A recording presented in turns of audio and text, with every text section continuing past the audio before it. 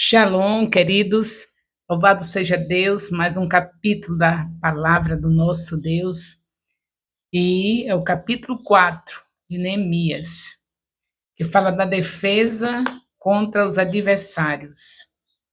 Quando Sanbalate ouviu que nós estávamos reconstruindo a muralha, ficou irado, indignado e começou a zombar dos judeus. É assim que começa o capítulo 4.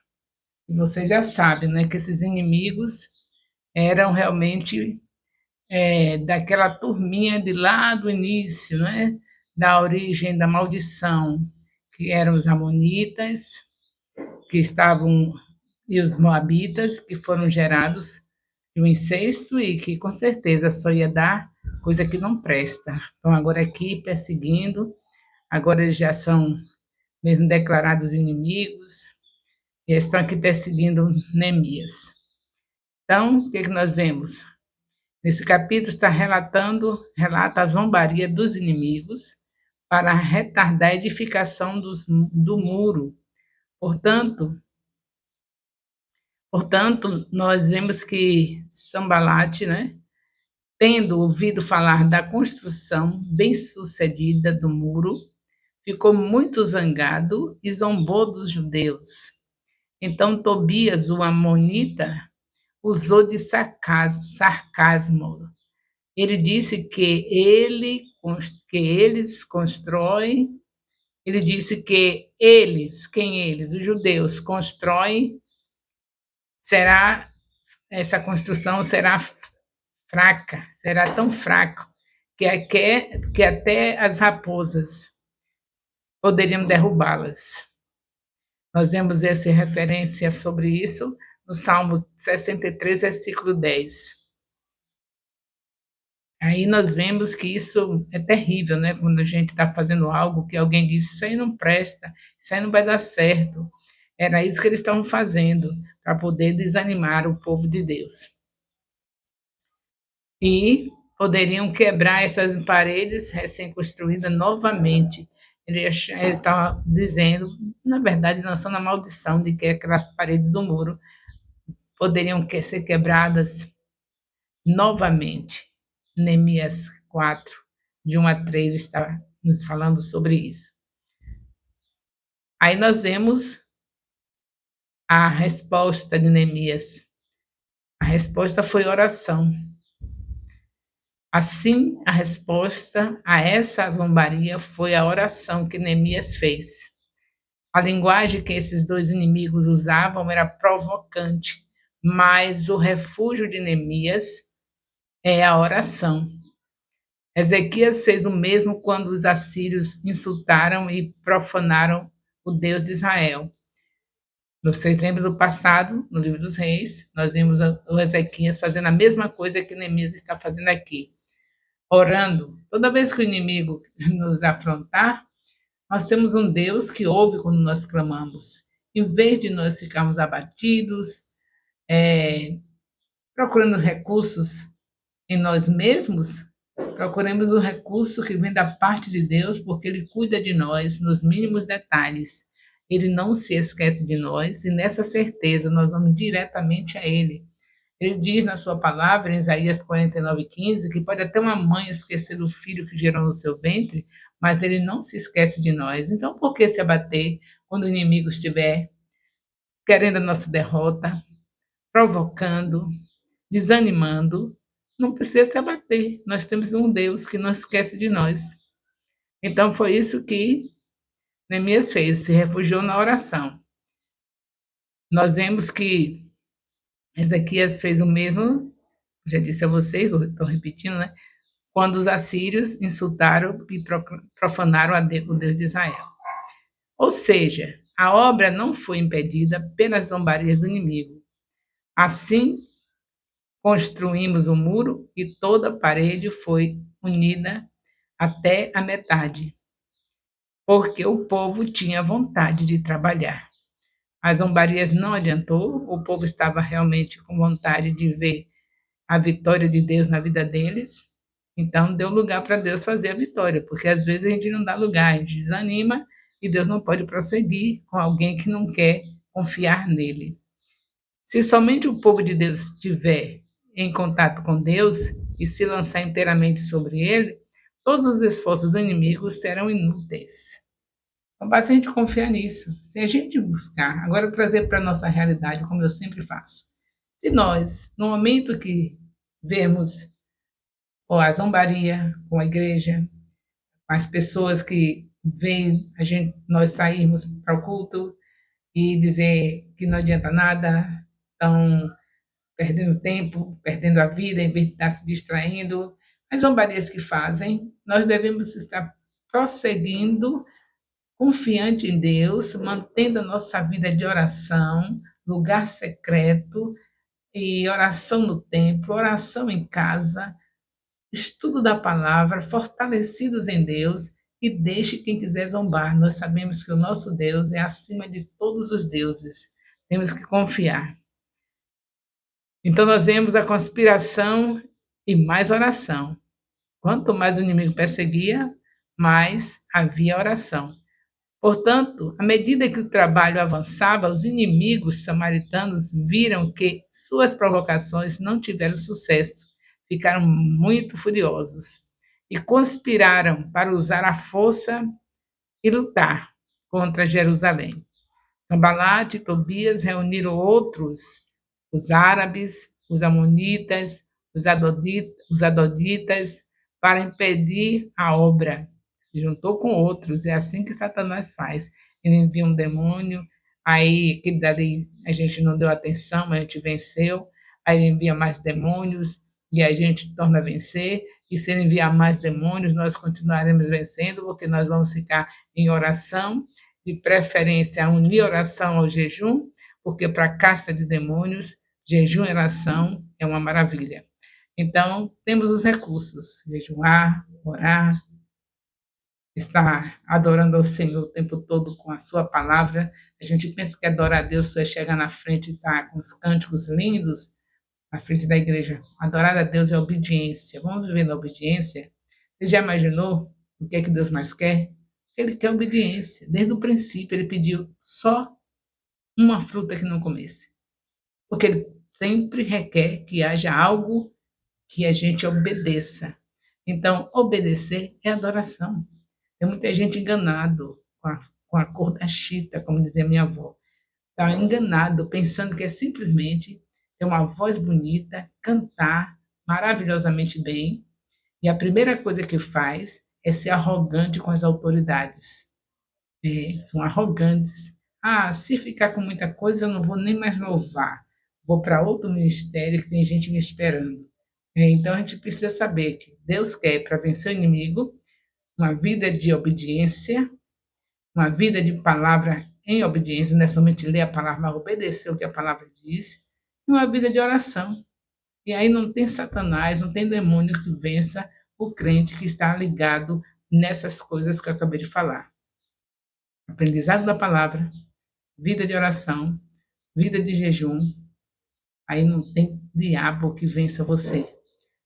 Ter lutas vai ter, mas você vai vencer. O que aconteceu aqui com eles foi isso. Teve muita luta, mas a vitória foi deles, o povo de Deus. Voltando aqui ao assunto do capítulo 4, né? Eu estou fazendo sempre analogia, porque não adianta a gente estudar aqui e dizer, por que eu estou estudando isso aqui? Tem que ter um motivo. O motivo é para a gente ver a situação dos israelitas e saber que hoje nós somos enxertados em Israel, somos igreja do Senhor, a igreja foi fundada por 12 israelitas, Jesus abençoou eles, treinou-os, e o evangelho chegou até nós, e hoje nós somos de outras nações, somos considerados gentios, mas somos salvos por Jesus Cristo, porque todo aquele que recebe Jesus, esses são chamados filhos de Deus.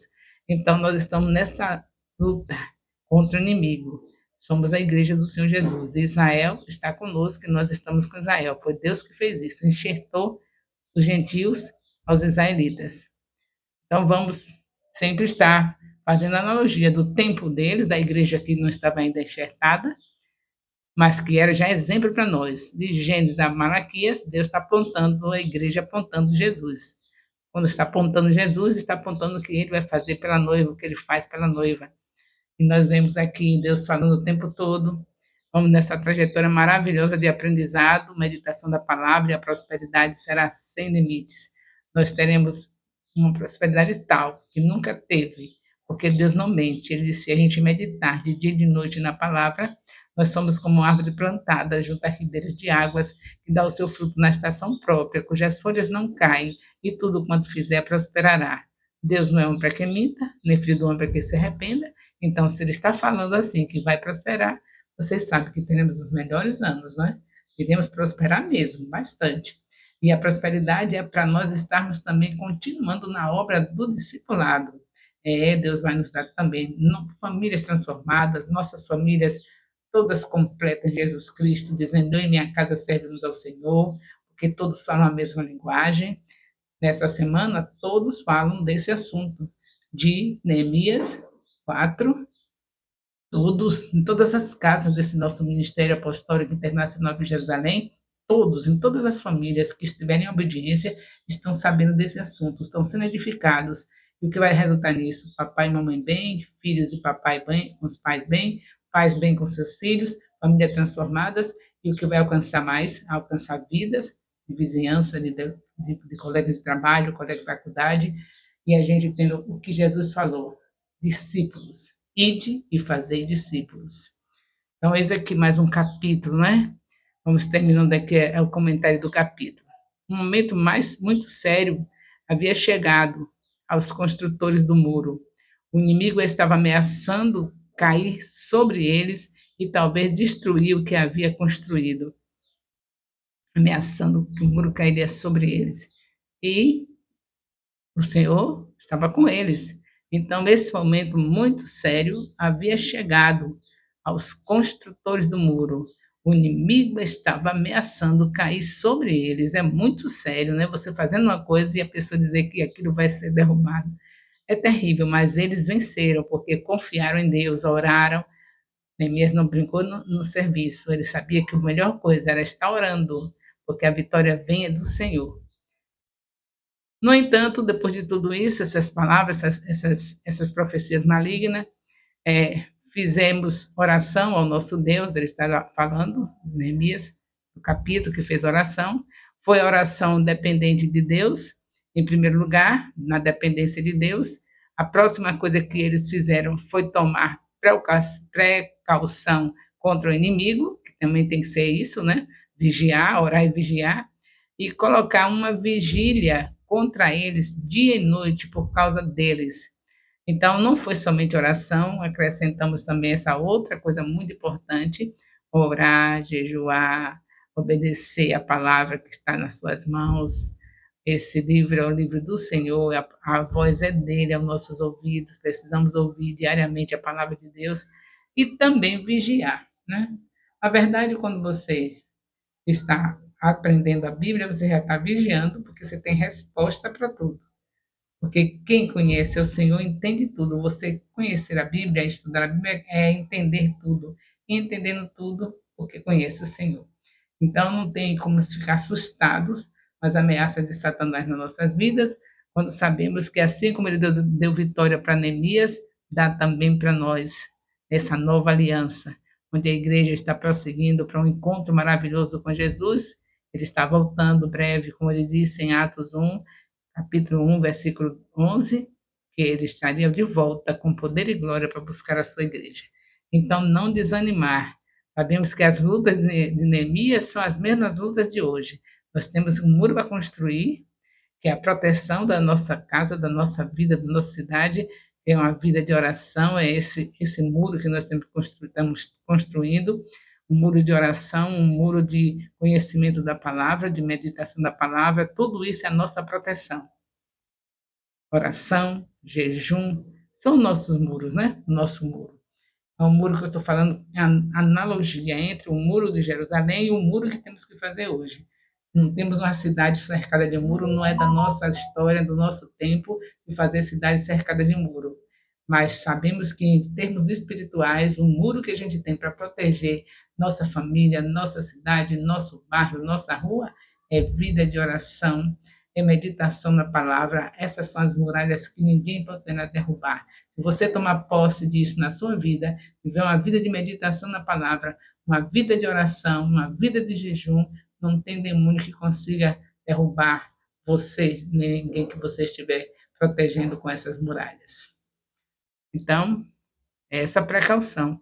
Havia essa precaução, como Neemias teve. Havia também desânimo no meio deles, como o apóstolo escreveu sobre isso, o apóstolo escreveu sobre isso. Por fora havia lutas, por dentro havia temores. Nós vemos Paulo falando na segunda carta aos Coríntios, capítulo 7, versículo 5. Isso era verdade para eles. Tornaram-se tímidos e desanimados.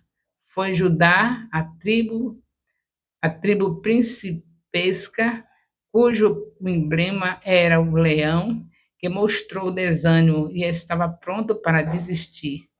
Está vendo aí vocês? Estava indo tudo muito bem, mas de repente veio o desânimo. Eles ficaram tímidos.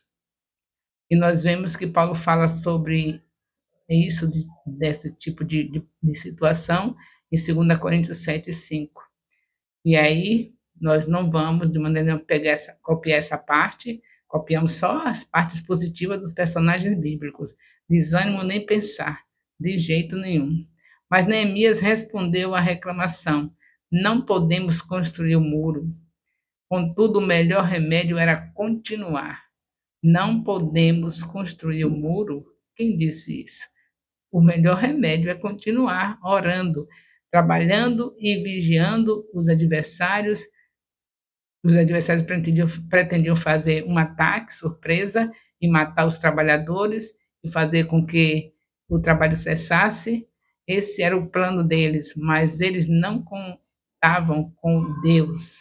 Eles não sabiam o que o poderoso Deus podia fazer. Um Deus que zelava por seu povo.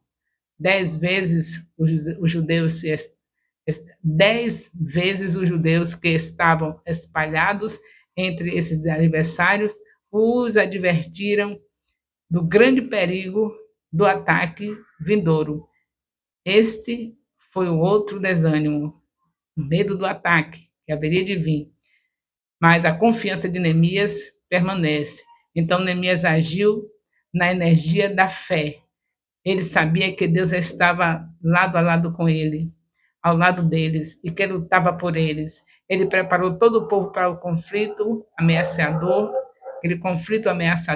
o povo foi preparado para isso, e os armou com espadas, com lanças e arcos. Em seguida, dirigiu-se a eles com palavras inspiradoras, animando o povo: não tenhas medo deles, lembrai-vos do Senhor grande e terrível, e lutai por vossos irmãos, vossos filhos, vossas filhas, vossas mulheres, vossas casas. Que ânimo, não é, que Neemias estava dando? Assim, a grande preparação foi logo relatada aos inimigos, pelos quais eles souberam que seu ataque havia se tornado conhecido. Mas Neemias viu nisso todos os procedimentos graciosos e providências de Deus. Deus havia reduzido o conselho deles a nada. Então, ele continuou a trabalhar em sua tarefa de construir o muro, mas eles não se tornaram descuidados. Eles continuaram em guarda, cada um com uma das suas mãos, trabalhando e na obra, e com a outra mão segurando a arma. Veja que sabedoria, veja que maneira correta de se conduzir quando se tem o inimigo querendo nos perseguir. Ele orava, ele vigiava, né? Vigiava, ele não parava de estar confiando em Deus e também teve prudência, porque às vezes a gente está confiando em Deus, está orando, está jejuando, e está estudando a palavra, mas se esquece que tem uma parte que tem que ser feita também, que é a prudência, ver o que se pode fazer também com armas, com alguma coisa que for para fazer a parte que Deus não vai fazer, que você pode fazer. Deus estava protegendo eles, Deus estava dando ânimos para eles, mas eles precisavam também ter sabedoria, e eles tiveram. É claro que é o próprio Deus que dá sabedoria. Então, eles não trabalhavam com as duas mãos. Era uma mão no trabalho e outra mão com a arma. Então, eles estavam preparados para atacar o inimigo que viesse. Nós vemos que o Senhor só quer valentes, né? Ele quer ajudar, Ele quer ouvir nossas orações, mas quer que nós sejamos valentes. Ele mostrou isso em outros livros da Bíblia que nós já estudamos nesse discipulado.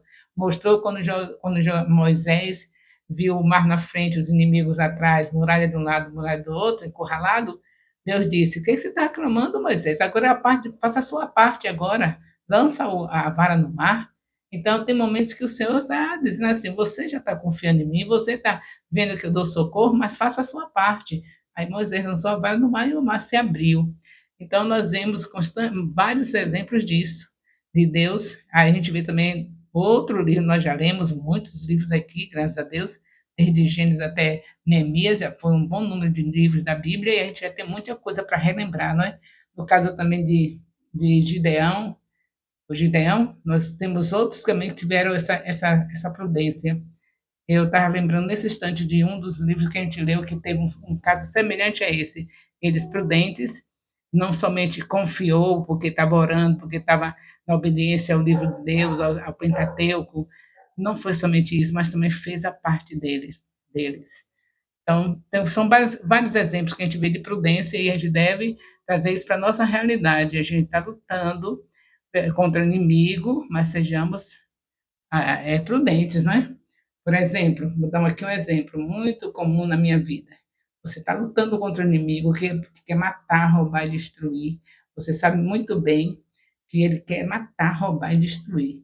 Aí vem uma enfermidade, que é para nos matar, mas é o diabo que quer isso. Deus só quer dar vida e vida de qualidade. Você sabe que aquela enfermidade foi causada por uma imprudência sua, porque você comeu demais, comeu aquilo que não era bom para a sua saúde.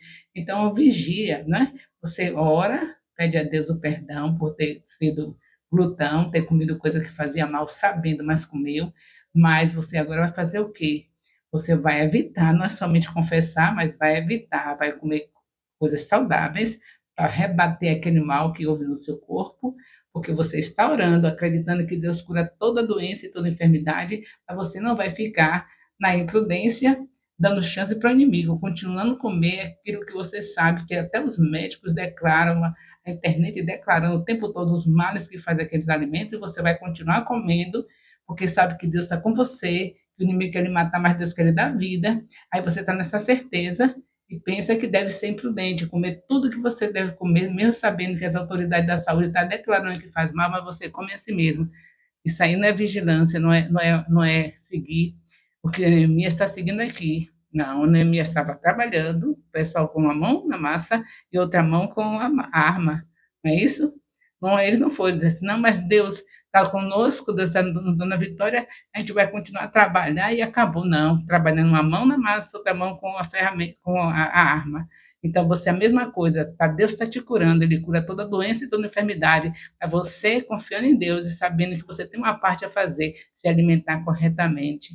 Tem vários exemplos em relação a isso, da gente confiar em Deus e fazer a nossa parte, porque Deus requer isso de cada um de nós. E aí nós estamos encerrando o capítulo 4, com esses comentários fazendo analogia, comparando o tempo de Neemias com o nosso tempo, e graças a Deus estamos aprendendo e confiando no Senhor. O amor de Deus, nosso Pai, a graça salvadora do nosso Senhor Jesus Cristo, a comunhão do Espírito Santo, seja com todos os discipuladores e discípulos do Ministério Apostólico Internacional, Filho de Jerusalém, desde agora e para sempre. Amém. Louvado seja